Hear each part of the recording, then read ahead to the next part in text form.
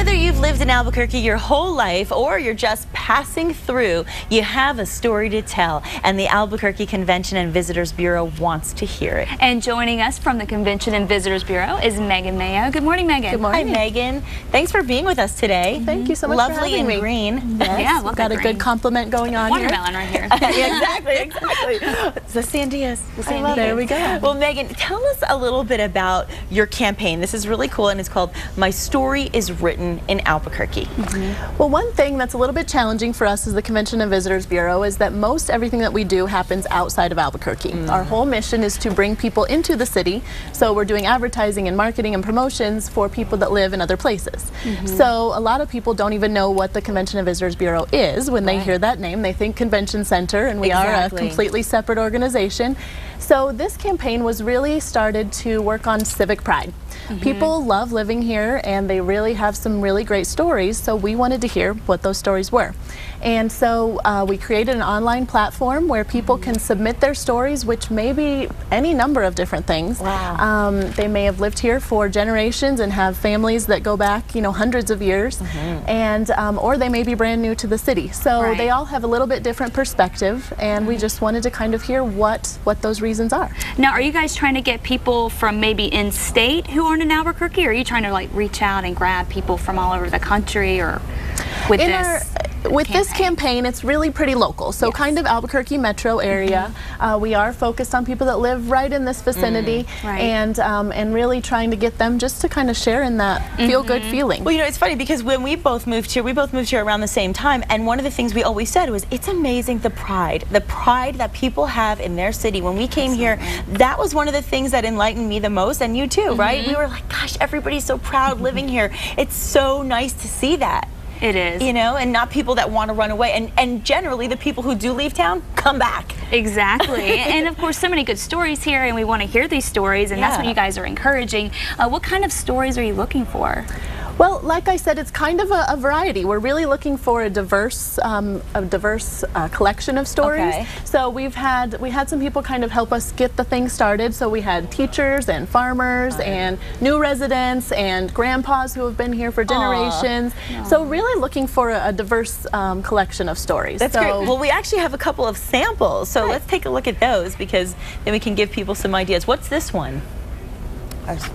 This one is from, can't see it from here. My eyes are terrible. Yes. But of course, this is on your website, and so we I think what you can do is you can click on each one of those icons, and they're different stories in different parts of the city, right? Exactly. So it's an interactive map where you can click on the individual icon that kind of maps where the person is, and they've got their little quick story in the box there. I love that. I'm sorry I couldn't read it. I think they can read it from home, but I think that's so interesting, because I think that's what everybody loves. I think that's why social media has blown up. We all love to hear what other people are saying. What is your story? Well, even that website, or not website, on Facebook, the ABQ Remember When. So it's kind of similar to that, because so many people have so much pride in their history here, and everybody, we love to talk about the good old days. And that's a really whether you're new or you've been place here. To express it. No doubt. So now, what role would the Ultimate Ambassador of Albuquerque play? Because that's what the award's going to be given to the as.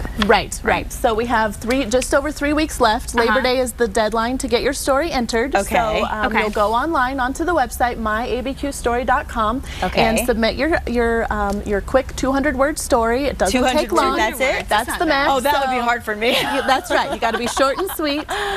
Submit your story there, and then we will have a voting period. So it'll be about 2 weeks, mid-September, that the public will actually go on and vote for the top 10. So the public makes the decision. The public will make the decision. So you will be able to read through those stories and hear, you know, it'll just make you feel good about Albuquerque, reading through other people's stories. And then someone will become the ultimate Albuquerque ambassador, and that person will actually win a trip for 2 friends or family to come here and share in their Albuquerque story as well. Fun. Can we submit? Yeah.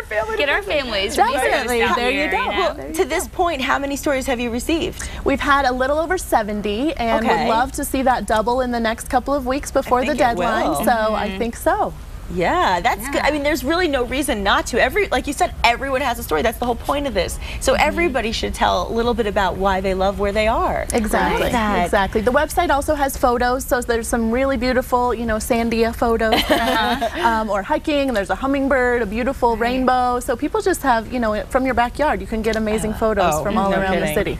And yeah, I'm sure there's so many great stories I'm sure you've already come across, and we hope to get more of those stories in there. Now, as far as picking a winner, you're going to be voting on that? Is that right? The public's going to vote? Right. So there is a committee that will narrow it down to the top 10, and then those will be on that same platform on the website, where you'll be able to go in and read through those 10, and then you'll be able to cast your vote for who you think should win that trip. And it doesn't matter if it's something that makes you cry or something that makes you laugh. Exactly. Everything applies. And that trip, it's not just getting here. There's also, I was reading about it online, actually, on your website, and there's all kinds of goodies associated with that, dining and good stuff like that. Can you tell us a little more?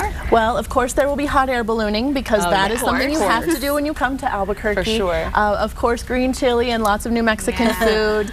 Depending on who the people are, we're going to customize it a little bit to them if they have young children or if they're interested in outdoor activities. So working with our partners, we're a membership organization. We've got about 900 businesses, so we'll work with them to help deliver the ultimate Albuquerque experience. And you said it's a trip for two. It is a trip for two. That's fantastic. Yes. That's wonderful. Now, how, again, remind us how our viewers can actually submit their story. So they will go to myabqstory.com, and you can submit your story right there. It's a quick little form, 200 words or less. And read through the other people's stories as well.